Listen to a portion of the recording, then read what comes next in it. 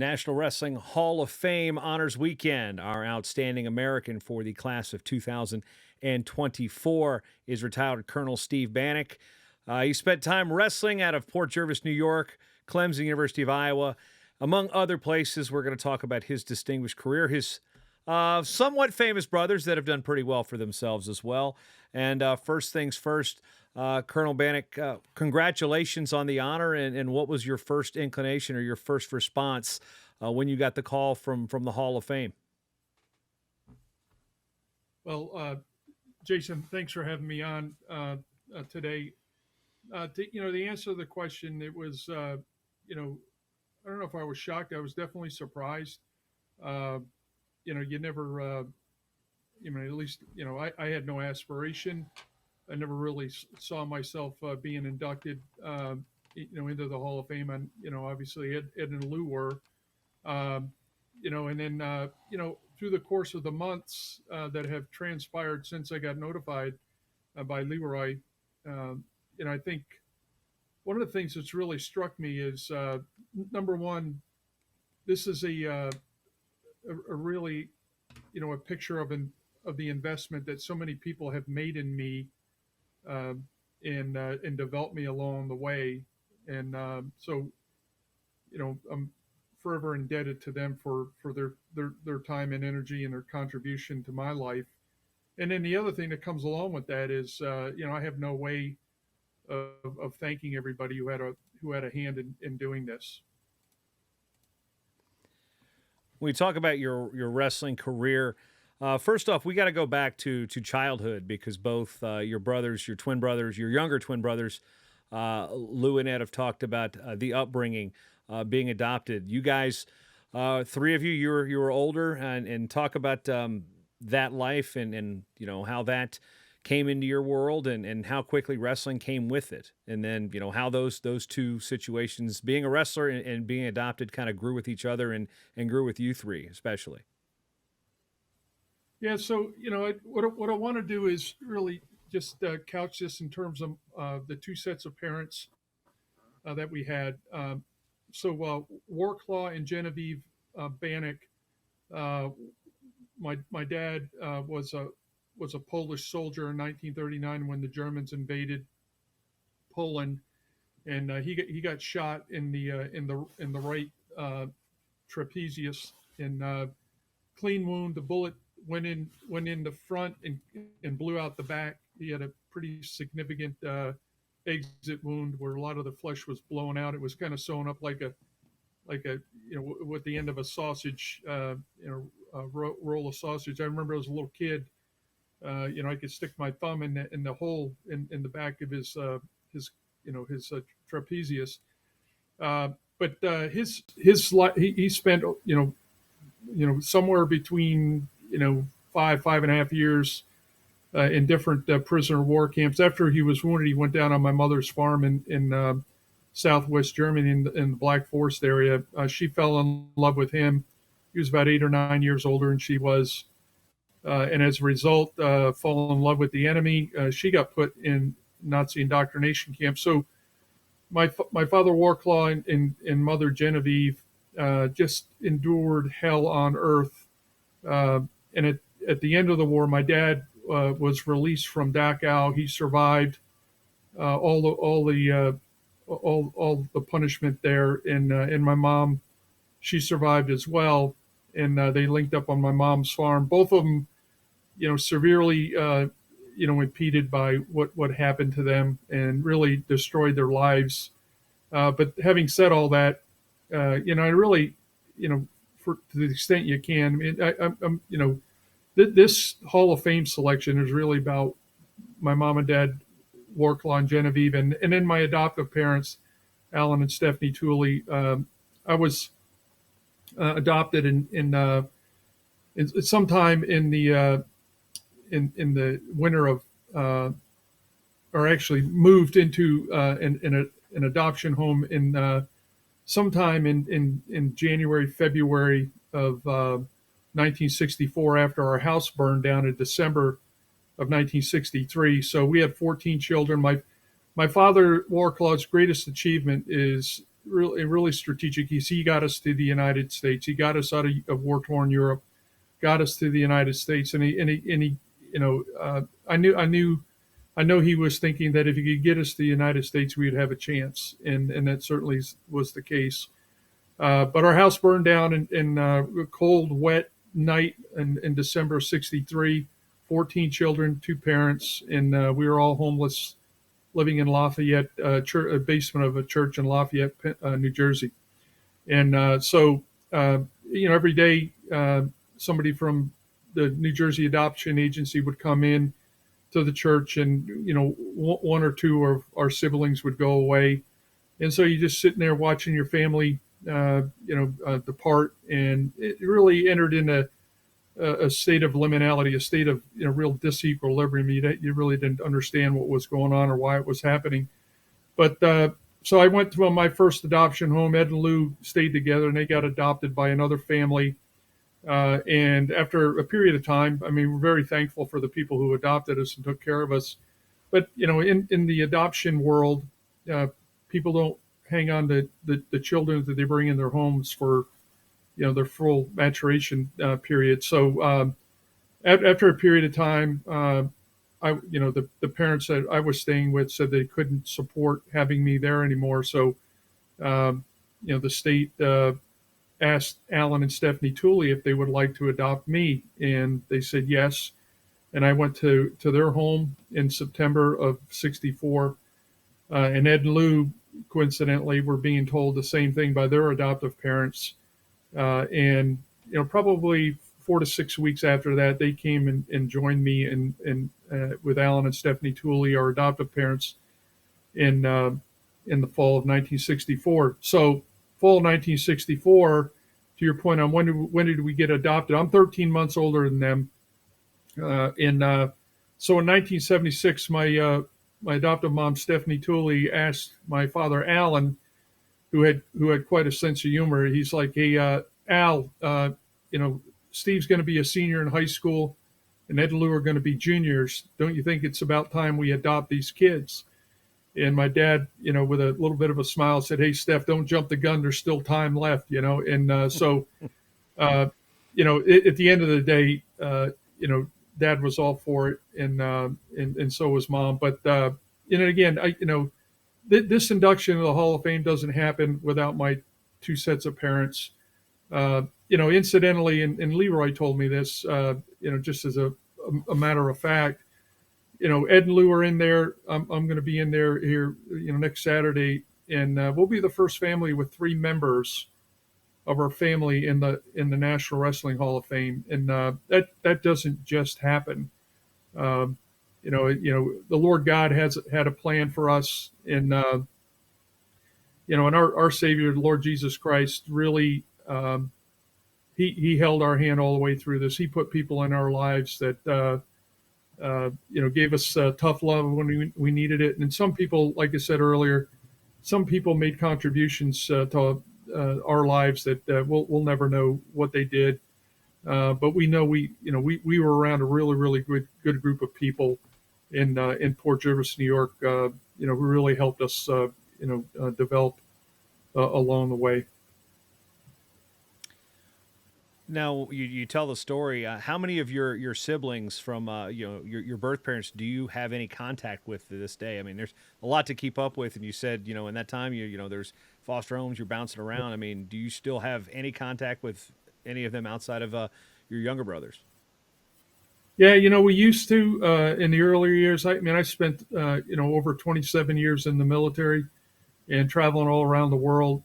So the staying in contact with Ed and Lou was a little bit of a challenge, and my deployment cycle, spent 9 years in the 75th Ranger Regiment at Special Operations Community Operational Tempo, and was deployed to 6 combat zones during my career. So it was a really, really hard task to be home for my family. Staying in contact with 13 other siblings was a real difficult task for me. And case in point, there was a period where I missed 4 Thanksgivings in a row, and two back-to-back Christmases, and my children were asking my wife, "Isn't Dad supposed to be home for Christmas?" And my one daughter, Audrey, uh, who's an amazing human being, she's 10 or 11, and one evening she was getting ready to go to bed, and she goes, "Mom, I don't remember what Dad looks like." And so my mother or my wife finds 8 by 11s of me, pictures of me, and puts them by each one of the kids' beds. So, it was a atypical career in terms of being connected with family. It was honestly it was about service to the country, and everything else basically was played. It was a lower priority than that, and it's just the pathway that we were on. My kids served just because of what they had to endure, and so did my wife. My wife's the best leader I've ever met, and I'm not just saying that to earn brownie points. I mean, she's a phenomenal human being, and my children did a really really nice job in some of the toughest circumstances that you can imagine.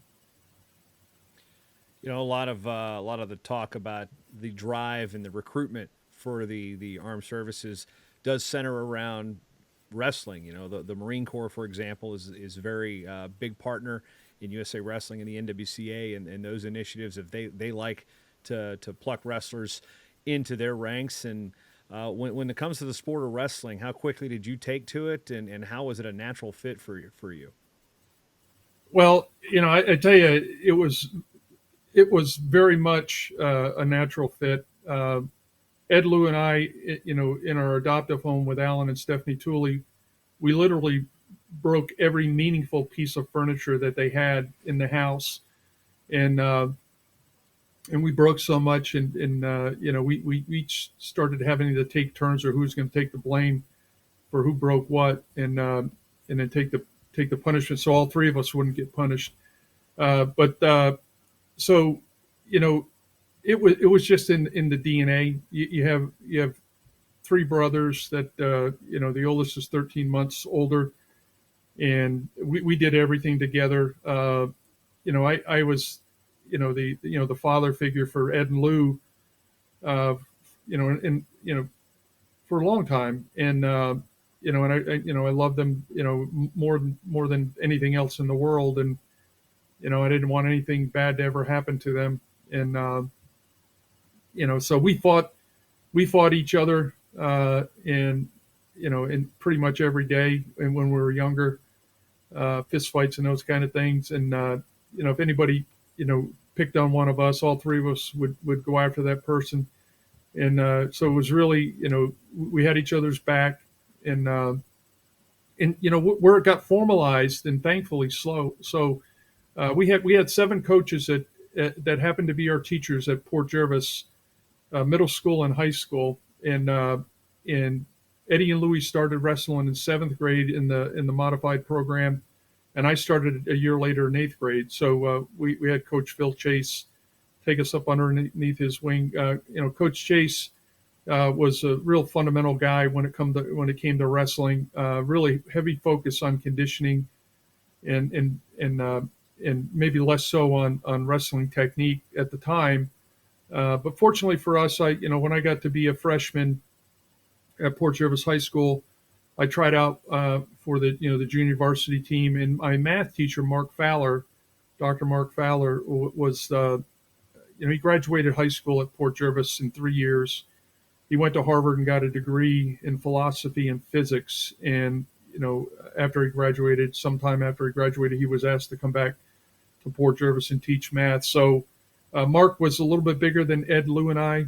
Initially, he was a lot bigger, but the further we went, the closer in size we got. But point on all that is Mark was so instrumental, and maybe the most instrumental of all the people in our early life in terms of being a workout partner for us, being a friend, both in the wrestling room and just really having a real high standard in terms of academic excellence. I remember, doing bad on on an algebra test or geometry test or whatever, and Mark would hand me my homework or the results of the test, and he'd say, "Hey, we're wrestling tonight," because I did bad.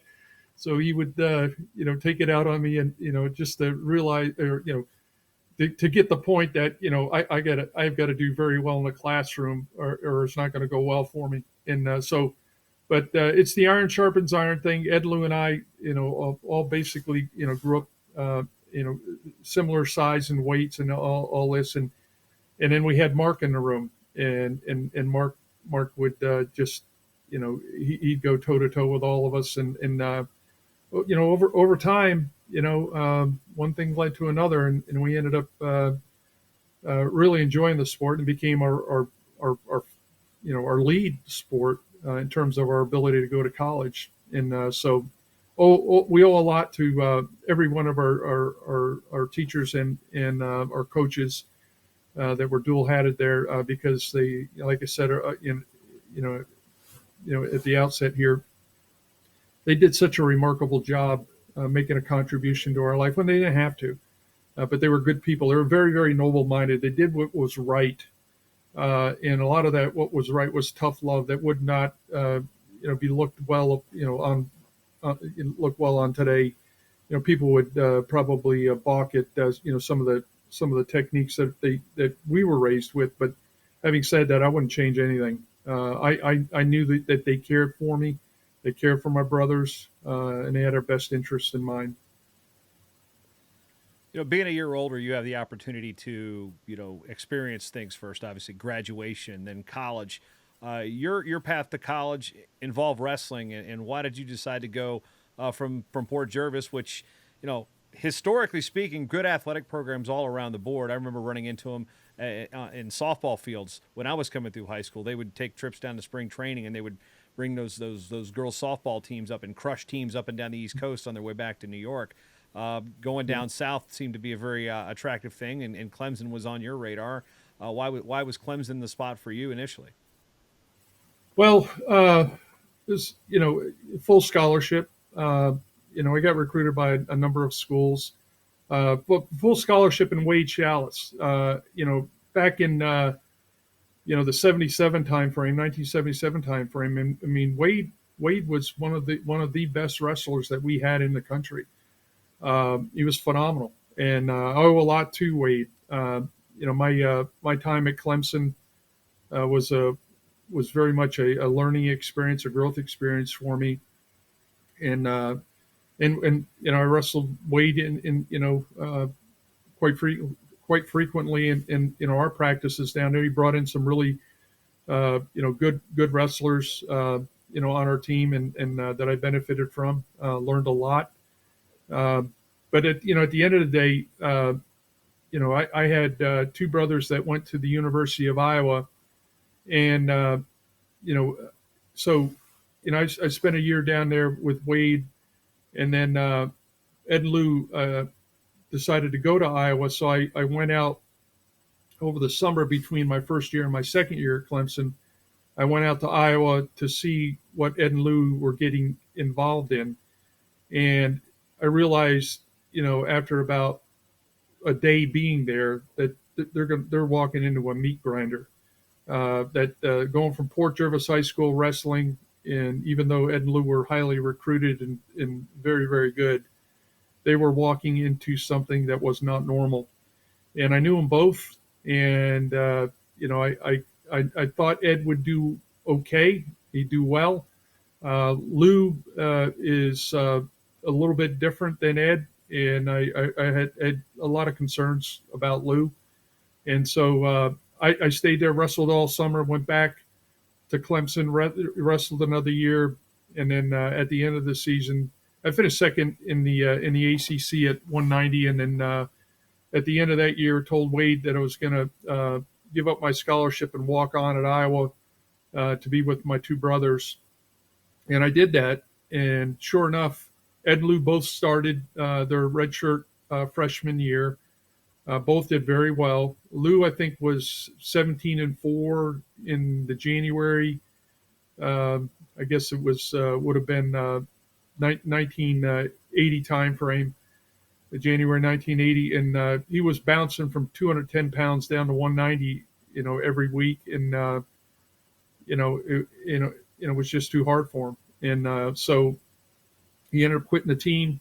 He joined the ROTC program at Iowa, got linked up with a great mentor, Lieutenant Colonel Mick Bartlemy, who gave him a lot of good guidance. And then I got to meet Colonel Bartlemy and formed a friendship with him there. Of course, Ed stayed with the team, and his redshirt freshman year, he's won his first national title out at Corvallis, Oregon. So it's really, just understanding my brothers and understanding, that they're going to need more support than is going to be available at Iowa. So, at the end of the day, that the year that I walked on, I paid for school myself, and then eventually, got, Dan Gable and Jay Robinson, were kind enough to put me on scholarship at equal level that Ed and Lou were on, and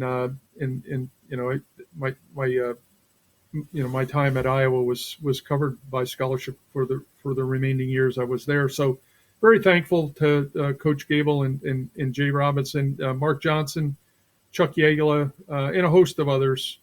I remember that first summer I was at Iowa. I don't think I scored a point on anybody for about the first 30 days I was there, that was it was a thing that was indelibly etched in my mind that we this is not a normal science endeavor. We are entering new territory here, and I watched Ed and Lou that summer, and prior to leaving Iowa, I knew I was going to leave Clemson and come up there to be with them. And we talk about the careers. I mean, Ed's match with Mark Schultz, for example, is one of those things that, hindsight in history tells a different story of what that was then versus what it could have been historically. And what do you remember about those times at Iowa wrestling? I mean, you make the move. It sounds like more for their benefit than yours, but what did you get out of it? And what did you get to see from your brothers in that era as well? Well, we'll take the Mark Schultz thing. I think Dan Gable had an experience, his last match, Larry Owing, and Ed had a very similar experience in that match with Schultz. Maybe even Spencer Lee could put him in that category. The hype and the expectations. There's a mental, as you know. I mean, there's a mental aspect that can kind of drain you for those pinnacle moments. And so it's what was meant to be. I think what I look on and remember probably most proudly from Ed was Mike Mann beat Ed 3 times Ed's senior year, but when it counted, in the national finals, Ed figured out a way to beat Mike for the championship that year, his third championship, 4-time NCAA finalist, and I will tell you that Ed worked with Dan Gable on his conditioning technique, and also Jay Robinson on how to beat that wrestler, and that was his myopic focus. About 45 days prior to the NCAA tournament, the 3-day workouts. Ed put everything he had into it, and he did a really, really nice job, as did Lou, his last year there. So, in terms of, my expectations were to make the team. I didn't go up there not to wrestle, but also, I knew that the competition was going to be tough, and it was, and Pete Bush was a 190 pounder. I beat him once, and he beat me twice in wrestle off, so he got the nod to wrestle. That's just the way it is. It's and this is a really, really important life lesson. This world's a meritocracy. There is nothing that's given to you for free, nothing worthwhile. I'll put it that way. Pete went on to win a national title. I qualified for the final Olympic trials in '84, and but I realized, you know, at some point at Iowa that I'm not going to wrestle the rest of my life, and I always had this really compelling need to serve my country. And one of the things that it just it just kind of grew on me that I needed to serve the country. I didn't know what the timing would be, uh, but as it turns out, Lou's quitting the wrestling team and me getting connected with Lieutenant Colonel Mick Bartlemy at the University of Iowa ROTC program was all part of God's plan for me. And none of this is by accident. You could say, each one of us, when you think about the Banachs, homeless to the Hall of Fame, could be our tagline. And so I got to listen to Colonel Bartlemy on several occasions, talking about the merits of service, and that you don't have to serve a full career; you can serve 3 years, which was my expectation. I was just going to sign up for 3 years, and but as it turns out, Major General Kenneth C. Lohr, 1956 heavyweight national champion at the University of Iowa, became my mentor. And General Lohr, I met with him in 1982, and General Lohr just told me what I was going to do in my career, and he told me that I was going to get a commission at Iowa, that I'd go to the 82nd Airborne Division. He was going to put me under the command of a former Ranger officer that he knew as a battalion commander, and a former Ranger battalion commander who was going to be my brigade commander. And he told me if I was good enough, that they would make sure that I got assigned to a Ranger battalion, and that was it. And and again, going back to the meritocracy theme, nothing was given to me or anybody else I served with in the military. And fortunately, Colonel Keith Nightingale, my battalion commander, thought I had promise, and he asked me to come down to First Ranger Battalion, and I with him later, after about I spent 2 years in the 82nd Airborne Division, and I went down to First Ranger Battalion and started what turned out to be 9 years of service in the 75th Ranger Regiment, and ultimately commanded 3rd Ranger Battalion in 2001 to 2003, and was serendipity. It was the Ranger Battalion commander of the Ranger Ready Force, and led a first of 2 combat parachutes assaults. This one was right after 9/11, 19 October 2001.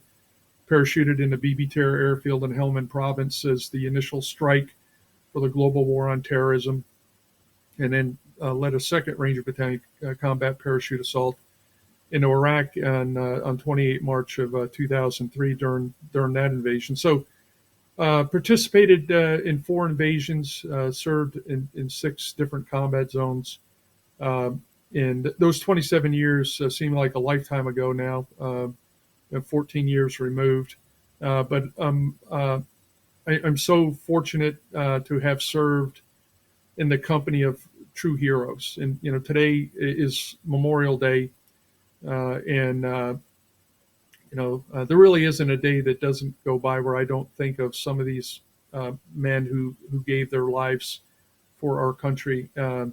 Memorial Day is not the first day of summer. It's intended to remember those brave men and women, who died in combat to, protect the incredible rights that we all enjoy here in the United States of America.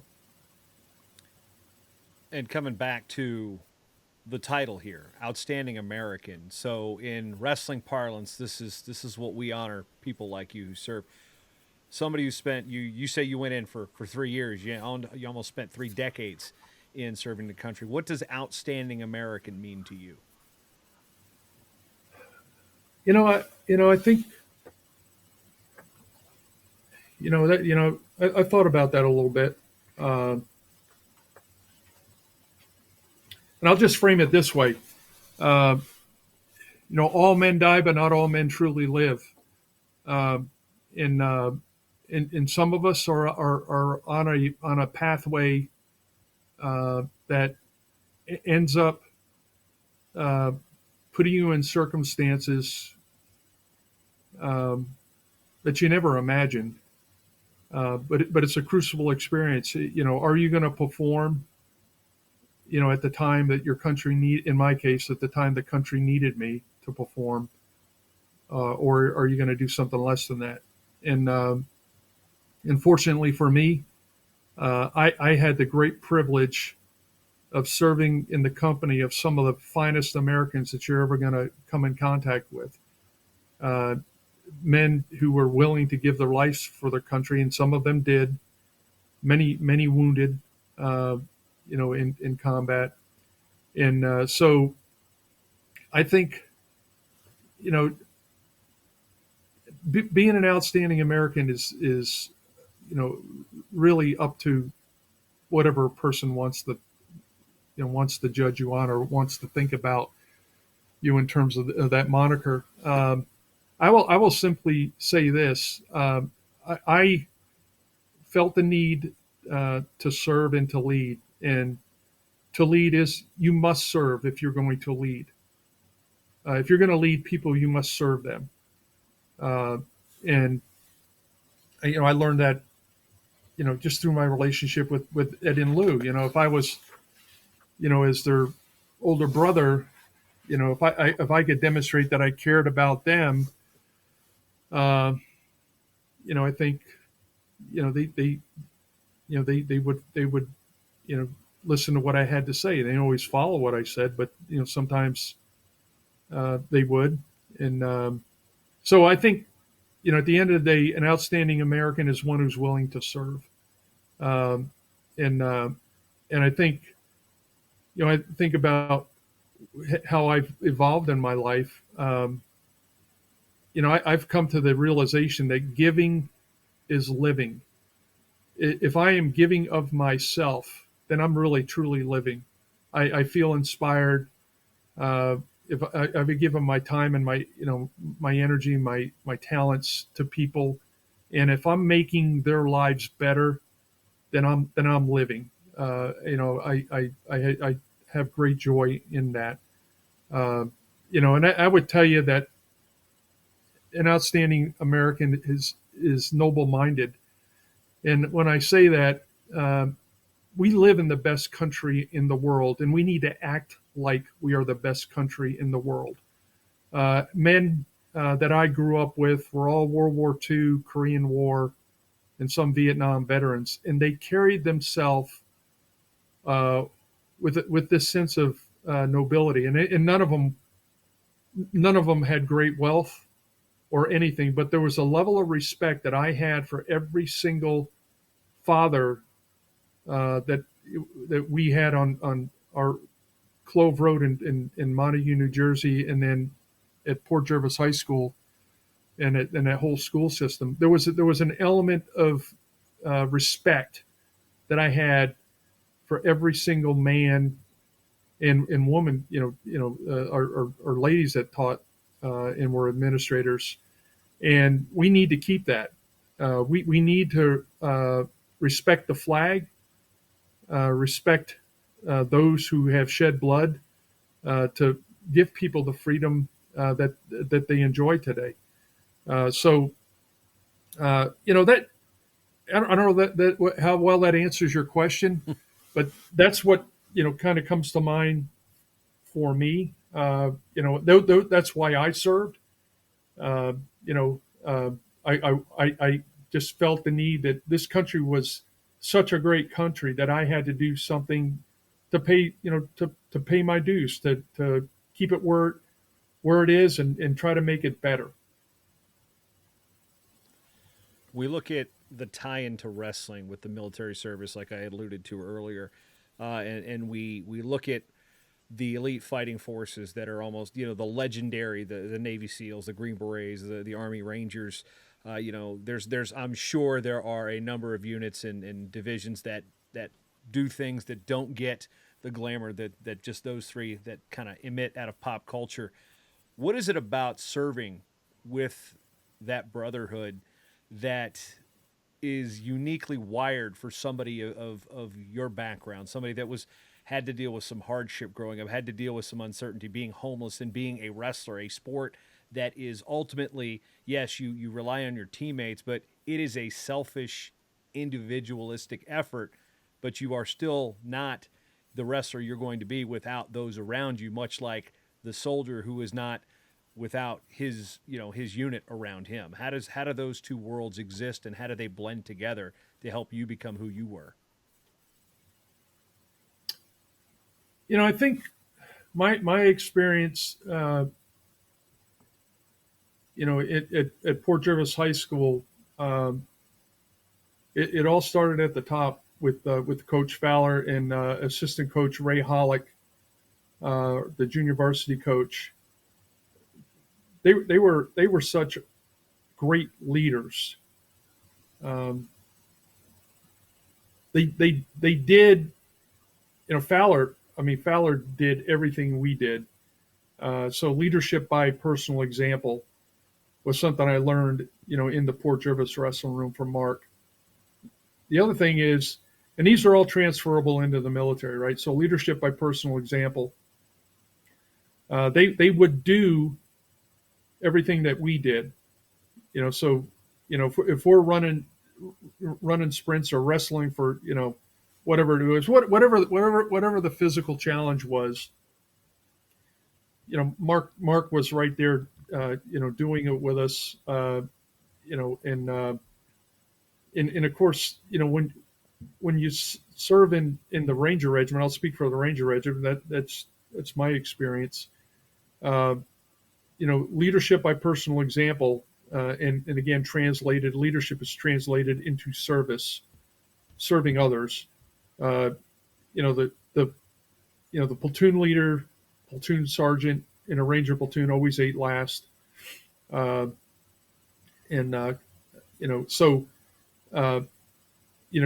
you as the platoon leader, you made sure you got up and walked the defensive perimeter. When it was pouring down rain, and or it was snowing, and the guys are in a defensive position, freezing. So the point is where the leadership was required most. That's where you needed to be as a leader. And so, but the level of respect, because it is a very competitive selection process that you go through. I went through 4 times in my 4 different spans of service into the Ranger Regiment. Incredibly competitive, and when you get into the unit, you just simply do not want to fail anyone. You want everybody wants to give 110% and then some, and and the camaraderie, the ethos that's in those organizations is that you have that assurance that the guy to your left and right is going to be there, and they're going to be doing the right thing at exactly the right time. And that happens probably about 95% of the time, which is in combat is pretty darn good, given the fog and friction of war. So there's a culture that you want to be part of. The Iowa wrestling room, the Iowa wrestling experience, and the 75th Ranger Regiment have so much in common. So it was an easy fit for me. And one of the things that Dan Gable did with us is he would train us to the point where we would not break mentally or physically. And at that point, once he got you there, he could teach you how to wrestle. And it was the same way that I led in the Ranger Regiment. I just needed to work my guys to the point where they would not break mentally or physically. and then we could fight as an elite special operations unit, and which is what we did. And twice in Afghanistan, and then our deployment in 2003 to Iraq. When we go back and Jay Robinson, you'd spoke about him during your time there, and he's somebody who's always kind of championed the military service himself, having served and whatnot. And those early years, you talk about meeting individuals that changed the course of your life when you went to the University of Iowa. When you see somebody like Coach Robinson, were there early discussions with him about going into the military service beyond what you had with I'm sorry, who was the individual, the ROTC? Major General Casey Lord. Yeah, were there conversations with J. Rob about moving on with that as well? Well, I think a little bit in the run up to it. One of the amazing things that very few people know is that Jay was the honor graduate of his Ranger School class, and that's hard enough. But in his class were several Vietnam veterans. Staff Sergeant Eldon Bardwell was one of them. Eldon Bardwell later commanded Delta Force, and Jay beat him out for Distinguished Honor Graduate in Eldon's Ranger class. So that speaks volumes about who Jay Robinson, was and is. That guy's got, as we all know, incredible DNA and incredible pedigree to be beating out, the elite of the elite for when he was in the service. So I think later on, when I'd encounter Jay, we'd have more Army discussions because I had more to talk to him about than I did when I was just starting out as a cadet. When you look back on the opportunity now, serve your country, you've served your school, you served the sport. Because I look at the sport of wrestling. This is serving. I mean, it's not the same, but as we said, you give to your team, you give to your teammates, you give to yourself, and a lot of it is selfless. In order to thrive and survive in the sport of wrestling, it's a lot of individual drive and whatnot. But again, that family component, that unique backstory that has wired you and your brothers together through this sport. When are you going to be able to kind of take this in and realize that the moment that you're going to get with this outstanding American honor by the National Wrestling Hall of Fame to join your brothers under the same roof in such hallowed ground for this sport? What's that truly mean to you? I think it'll mean something on Sunday morning that maybe it doesn't mean today. But like I said, I didn't expect to be selected. I had no aspiration to be selected. I just wanted to do the next right thing and try to help and serve wherever I could. And I've tried to do that my entire life. And so, I think going through the experience, I think there'll be a added impact, added emphasis on just how special it is.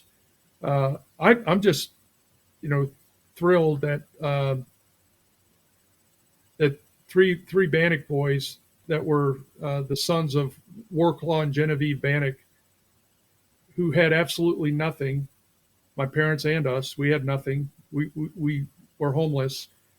That in the United States of America, you can go from being homeless to the Hall of Fame. That's what the United States does.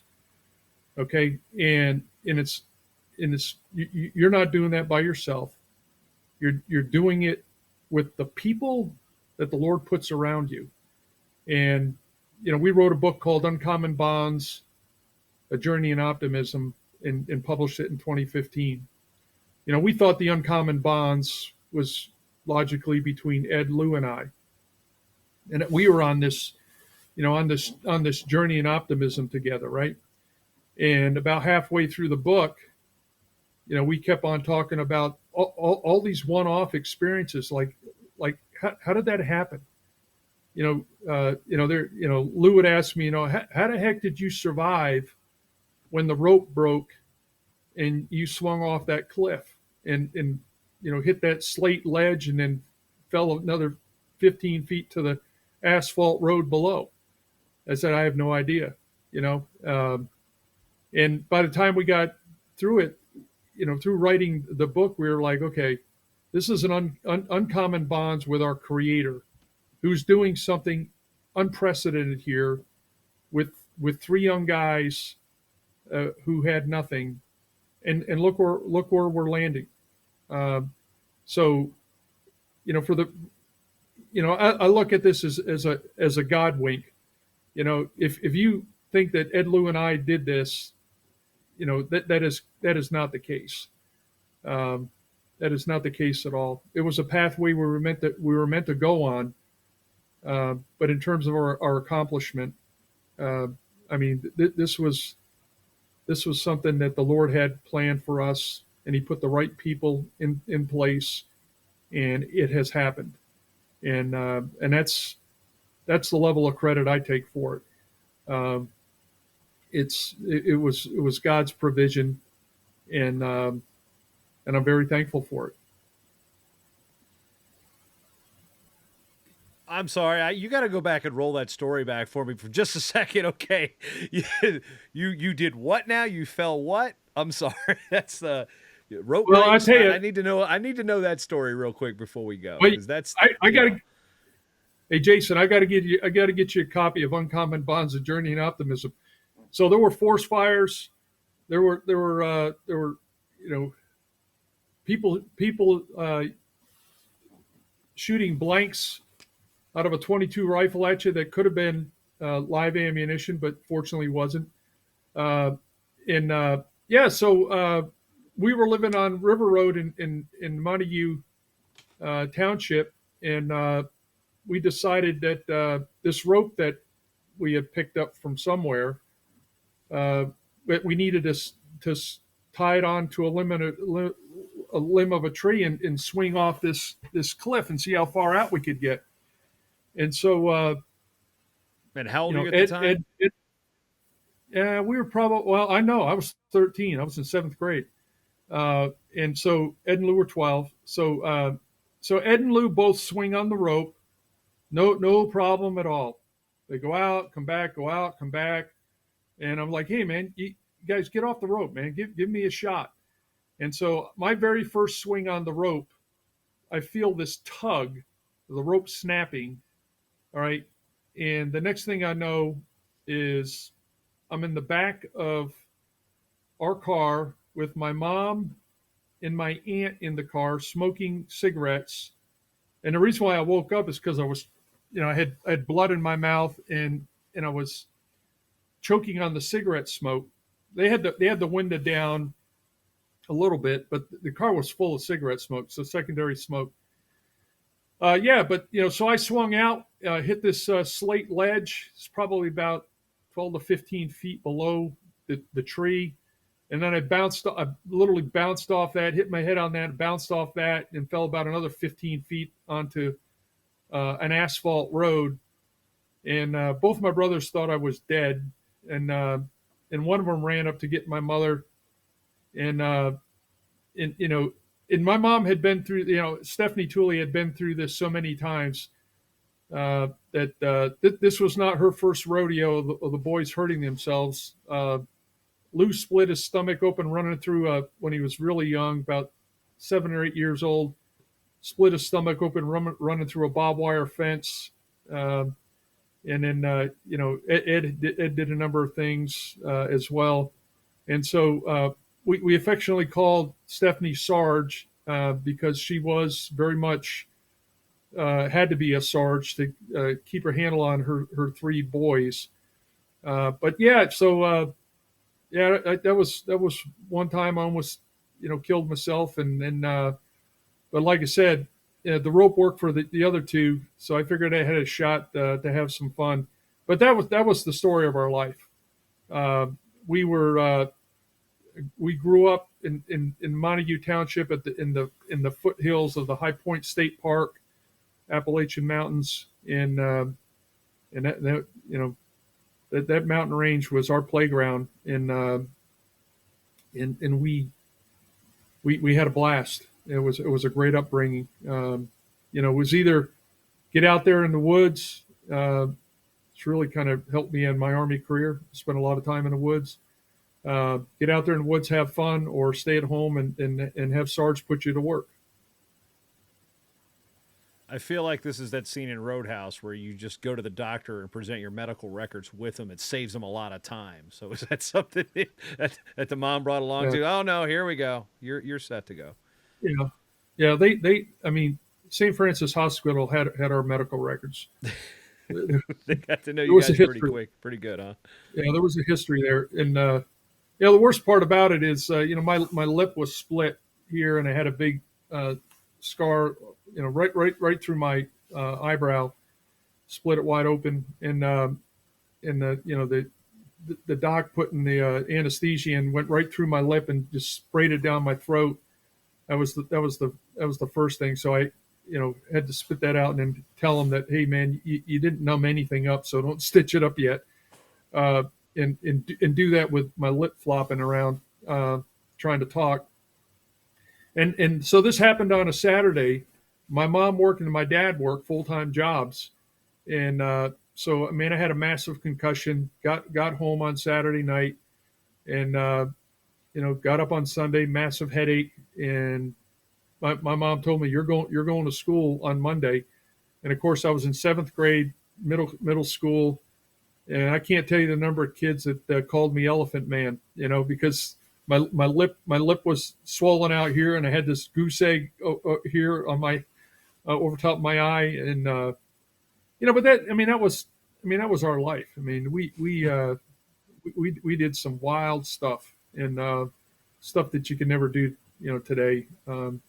Not in a million years. Yeah, there's probably all sorts of, who knows? There's probably a railing on that thing now. Who knows? Safety, hey, careful. And then there's, things, my daughter was running around today, kicked her foot off of something. It's like, started bleeding, picked it up. It's still good and just keeps running. I'm like, I was so proud of her. No Yeah, tears yeah, or yeah, anything. So, all yeah, right, a yeah, little toughness there. But again, yeah. Colonel Bannock, it's, when we look at how, life after the military, what is the life like now? We joke that wrestling coaches never retire. I'm not sure what a life of somebody who served our country for almost 3 decades is like when it comes to that. But there's usually some tie to the armed forces somewhere near it, whether you may not be actively serving. But what's life been like since retirement from the Army, and how close do you stay to the sport of wrestling, if at all? Yeah, so I retired in 2010. I left the Army for 9 years. Was in the private sector. I had a 4-star general hire me, and I worked with a great team based out of Washington D.C. Did a lot of leadership and design thinking work, and then in 2017 I ran my own company. Again, focused on leadership, design thinking, and virtual and non-kinetic war, which is a new form of warfare that's overtaken us, that we're not prepared to fight right now. And then I got asked to apply for a job that would take me back in the military as a civilian. So I did that for 4.5 years, and I just left in September, and I'm working for a technology company, startup down in Kansas City, and been down there since October, and just focusing on this new form of warfare, for which we don't have the theory, the doctrine, or the techniques to fight and win it. And so I'm trying to shed a lot of light actually, on this unprecedented phenomena that we're all experiencing. And I'll do that for as long as the CEO thinks I'm value added, and as long as I think I'm making a contribution. Well, again, just scratching the surface of your long, distinguished career. We scratched the surface of the wrestling. We scratched the surface of the military service, but there's so much there. You want to find more about it. Of course, we'll plug the book there, Uncommon Bonds. That wasn't on my to-do list, but give us a little bit about that, and then obviously being an outstanding American, joining your brothers who were in as distinguished members. To tell that story of how it originated and back in Poland is nothing short of extraordinary. So again, congratulations, and this has been quite the journey for you. Yeah, and it goes back to what I said earlier. All men die, but not all men truly live. My wife, Margie, Iowa nursing school grad, RN. About we got married. I was a Ranger platoon leader in 1st Ranger Battalion in Savannah, Georgia. After that assignment, and going off to the Gulf War in 1991, I got back from that. I left on her birthday to go to Iraq the first time. After I got back, we had this conversation. I think it was the first time I heard her say, "Life with you is not boring." I kind of looked at her, and I was trying to judge the thoughts and intentions behind those words, and I realized that over time that was really kind of a sense of pride for her that we were serving together. It wasn't just me; it was her. She raised 3 children that are phenomenal. Have 7 grandchildren, with the 8th grandson going to be born in October. It's been it's been something that I could never, I would have never projected for myself. But something I'm incredibly thankful for. The only thing I would change is the loss of soldiers that were killed, and those that were wounded and that have had their lives fundamentally changed forever.